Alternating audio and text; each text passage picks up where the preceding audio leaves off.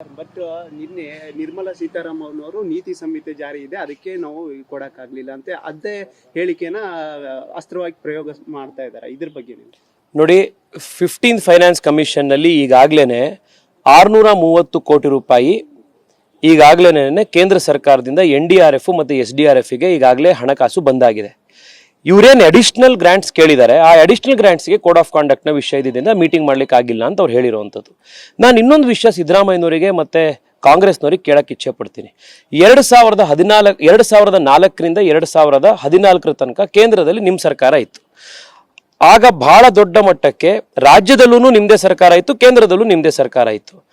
ಆಗ ನೀವು ಬರ ಪರಿಹಾರಕ್ಕೆ ನಿಧಿಗೆ ನೀವು ಕೇಂದ್ರ ಸರ್ಕಾರ ಕೇಳಿದ್ರಿ, ನೀವು 100 ರೂಪಾಯಿ ಕೇಳಿದ್ರಿ ಎಸ್ಟಿಮೇಷನ್ನು, ಕೇಂದ್ರ ಸರ್ಕಾರದಿಂದ 5 ರೂಪಾಯಿ 6 ರೂಪಾಯಿ ಕೊಡೋರು. ಅಂದ್ರೆ 100 ಕೋಟಿ ಬರ ಪರಿಹಾರ ಕೊಡಿ ಅಂತಂದ್ರೆ 5 ಕೋಟಿ ಬಿಡುಗಡೆ ಮಾಡೋರು. ವರುಣ್ ಹೈನುಗಾರಿಕೆ ಮಾಡಿ ವರ್ಷಕ್ಕೆ 75 ಲಕ್ಷ ಆದಾಯ ಗಳಿಸ್ತಿದ್ದಾರೆ. ನೀವು ಕೂಡ ಅವರಿಂದ ಕಲಿಬೇಕಾ? ಅವ್ರ ಜೊತೆ ವಿಡಿಯೋ ಕಾಲ್ನಲ್ಲಿ ಮಾತಾಡಬೇಕಾ? ಈಗಲೇ ಫ್ರೀಡಮ್ ಆ್ಯಪ್ ಡೌನ್ಲೋಡ್ ಮಾಡಿ. ಸರಾಸರಿ 5ರಿಂದ 7% ಬಿಡುಗಡೆ ಆಗ್ತಾ ಇತ್ತು. ರಾಜ್ಯದಲ್ಲೂ ನಿಮ್ಮದೇ ಸರ್ಕಾರ, ಕೇಂದ್ರದಲ್ಲೂ ನಿಮ್ಮದೇ ಸರ್ಕಾರ ಇದ್ದಾಗ. ಅದೇ 2014ರಿಂದ 2024 10 ವರ್ಷದ ಅವಧಿಯಲ್ಲಿ ಯಾವಾಗ ರಾಜ್ಯ ಸರ್ಕಾರ ಕೇಂದ್ರಕ್ಕೆ ಬರ ಪರಿಹಾರದ ಒಂದು ಎಸ್ಟಿಮೇಟ್ ಮಾಡಿ ಕಳಿಸಿದೆಯೋ 25% 45% ತನಕ ಕೇಂದ್ರ ಸರ್ಕಾರ ದುಡ್ಡು ಕೊಟ್ಟಿದೆ. ಈ ಅಂಕಿಅಂಶಗಳು ಅವ್ರ ಹತ್ರನೂ ಇದೆ. ನಾನು ಇವಾಗ ನಿಮಗೆ ಕೇಳಕ್ಕೆ ಇಚ್ಛೆ ಪಡ್ತೀನಿ ಸರ್, 7% ಜಾಸ್ತಿನೋ 43% ಜಾಸ್ತಿನೋ, 5% ಜಾಸ್ತಿನೋ 26% ಜಾಸ್ತಿನೋ?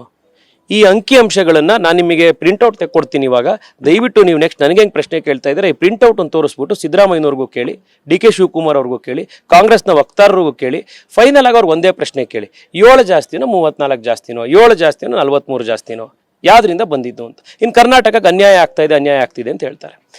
10 ವರ್ಷ ಕಾಂಗ್ರೆಸ್ ಅಧಿಕಾರದಲ್ಲಿದ್ದಾಗ ಸರಾಸರಿ ರೈಲ್ವೆ ಬಜೆಟ್ ಕರ್ನಾಟಕಕ್ಕೆ ಬರ್ತಾ ಇದ್ದಿದ್ದು 550ರಿಂದ 600 ಕೋಟಿ ರೂಪಾಯಿ ವರ್ಷಕ್ಕೆ. ನರೇಂದ್ರ ಮೋದಿ ಸರ್ಕಾರದಲ್ಲಿ ಸರಾಸರಿ ಕಳೆದ 10 ವರ್ಷದಿಂದ ಬಂದಿರುವಂಥದ್ದು 3,500 ಕೋಟಿ. ಈ ವರ್ಷ 2024ನೇ ಬಜೆಟ್ನಲ್ಲಿ 7,500 ಕೋಟಿ. ಎಂಥ ಅನ್ಯಾಯ ಆಗ್ಬಿಟ್ಟಿದ್ಯಪ್ಪ ಕರ್ನಾಟಕಕ್ಕೆ.